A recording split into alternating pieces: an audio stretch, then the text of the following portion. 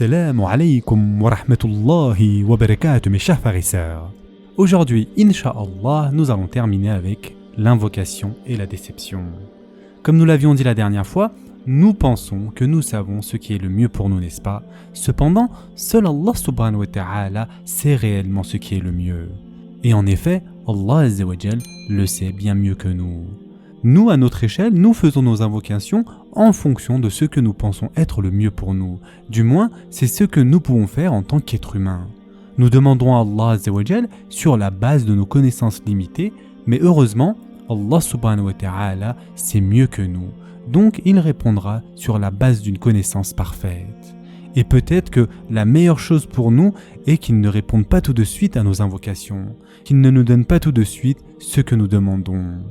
Et l'un des exemples les plus incroyables de cela dans l'histoire islamique, que nous appelons bien sûr histoire islamique parce que tous les prophètes sont issus de l'islam, concerne les Hawariyoun de Isa alayhi salam.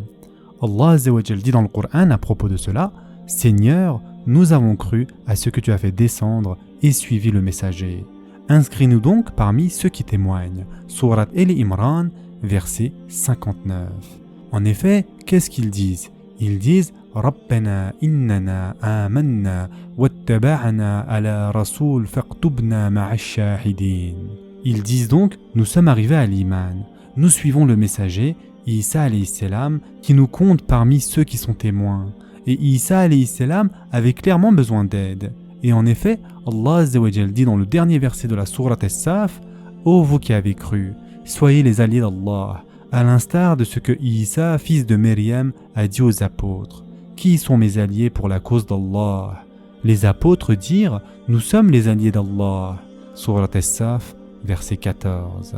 Isa alayhi salam dit ici clairement: qui va m'aider pour la cause d'Allah Azza wa Jal? Qal al-Hawariyun nahnu ansar Allah. Les apôtres dirent: nous allons t'aider pour la cause d'Allah. Nous serons pour toi l'aide d'Allah. Or, dans ce verset, Allah Azza wa Jal dit: nous avons aidé ceux qui ont cru. Nous leur avons donné de l'aide contre leurs ennemis. Allah Azza wa Jal dit à propos des disciples de Isa alayhi salam: réfléchissez bien à cette dernière partie. Allah Azza wa Jal dit que nous leur avons apporté de l'aide contre leurs ennemis. Mais vous savez qu'historiquement, les gens qui croyaient au Tawhid, les adeptes de Isa alayhi salam, ont été pratiquement anéantis. Et beaucoup d'entre eux n'ont pu revenir que des siècles plus tard. En d'autres termes, Allah Azza wa Jal les a aidés, mais à sa manière. Donc, ce n'est pas selon nos conditions à nous, ce n'est pas selon mes conditions ou vos conditions. Concernant Ibrahim alayhi salam, qui a fait dua à Allah Azza wa Jal qu'un enfant issu de sa progéniture soit élevé, qui récitera le Coran et qui récitera donc l'ayat d'Allah. En effet, Allah Azza wa Jal dit dans le Coran: notre Seigneur envoie l'un des leurs comme messager parmi eux pour leur réciter tes versets, leur enseigner le livre et la sagesse et les purifier, car c'est toi certes le puissant, le sage. Surat Al-Baqarah, verset 129. Ibrahim alayhi salam a fait donc une invocation, et c'est une invocation très sincère. Mais cet enfant en question, c'est-à-dire la réponse à son invocation, n'était pas Ismaïl alayhi salam, ni l'enfant d'Ismaïl alayhi salam, ni son petit-enfant, ni le petit-enfant de son petit-enfant. Plusieurs générations plus tard, l'invocation d'Ibrahim alayhi salam s'accomplira quand Allah Azza wa Jal sait que c'est le meilleur moment. À cette époque, Muhammad sallallahu alayhi wa sallam est donc né, puis à l'âge de 40 ans, il reçut la révélation. Parce qu'Allah Azza wa Jal décide ce qui est le mieux. Il le sait mieux que quiconque et nous ne savons pas. Mes chers frères et sœurs en islam, la chose dont nous devons nous rappeler en faisant des doigts est que, tout d'abord, nous ne sommes pas en mesure de passer des commandes. Deuxièmement, tout ce que nous demandons à Allah Azza wa Jal doit être formulé de la manière suivante: Ya Allah ou Allahumma, si cela est bon pour moi, donne-le-moi, sinon je fais confiance à ta décision. Ne pensez pas que votre situation est unique. Chaque situation que vous et moi traversons sont mentionnées d'une manière ou d'une autre dans le Coran. Par exemple, concernant ceux d'entre nous qui sont malades, Allah Azza wa Jal dit dans le Coran: et Ayoub, quand il implora son Seigneur, le mal m'a touché, mais toi, tu es le plus miséricordieux des miséricordieux. Surat Al-Anbiya, verset 83.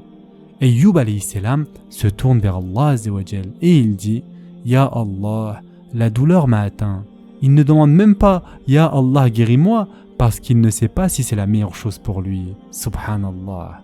Il se tourne simplement vers Allah Azza wa Jal et il dit Ya Allah, personne ne fait preuve plus d'amour que toi, plus de miséricorde que toi et plus d'attention que toi. Je le sais pertinemment.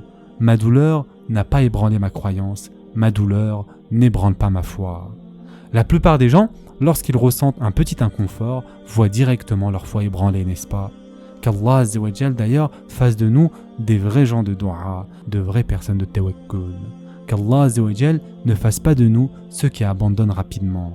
Que nos du'as envers Allah Azza wa Jal nous rapprochent de plus en plus de lui et font de nous ceux à qui Allah Azza wa Jal donne la force de l'iman à travers leurs prières.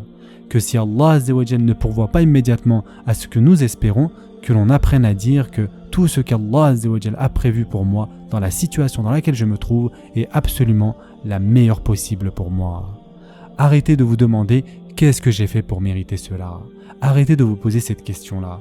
Allah Azza wa Jal ne vous déteste pas. Allah Azza wa Jal ne vous a pas abandonné. Allah Azza wa Jal n'abandonne pas sa création. Il aime sa création. Après tout, il nous a créés et il nous a créés de la plus belle des manières. Toutes les bonnes expériences que vous vivez dans votre vie, tout l'amour dont vous profitez dans votre vie, tous les enfants que nous voyons dans nos familles sont un cadeau d'Allah Azza wa Jal. Ce n'est pas nous qui les avons créés. Ils sont un cadeau d'Allah Azza wa Jal parce qu'il nous aime tous. Et d'ailleurs, les choses qui nous entourent, si vous apprenez à les apprécier, votre attitude envers Allah Azza wa Jal changera pertinemment. Vous ne serez plus des gens qui se plaignent constamment. Alors, rappelons-nous que l'attitude du « je mérite mieux que ça », ce n'est pas une bonne attitude à avoir. Ce n'est pas une attitude saine. Allah Azza wa Jal sait ce que nous méritons. Et en fait, nous partons du principe que vous et moi ne méritons rien. Cependant, Allah Azza wa Jal donne des cadeaux, donc tout ce que nous possédons est un cadeau d'Allah Azza wa Jal.